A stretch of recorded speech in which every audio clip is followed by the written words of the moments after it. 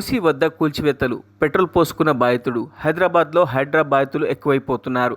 తాజాగా చైతన్యపురి వద్ద హైడ్రా అధికారులు కూల్చివేతలు చేపట్టారు. ఈ క్రమంలోనే ఓ బాధితుడు పెట్రోల్ పోసుకుని హల్చల్ చేశాడు. స్థానికులు, అధికారులు జోక్యం చేసుకుని బాధితుడికి నచ్చచెప్పారు. స్థానికులు సీఎం డౌన్ డౌన్ అంటూ నినాదాలు చేశారు.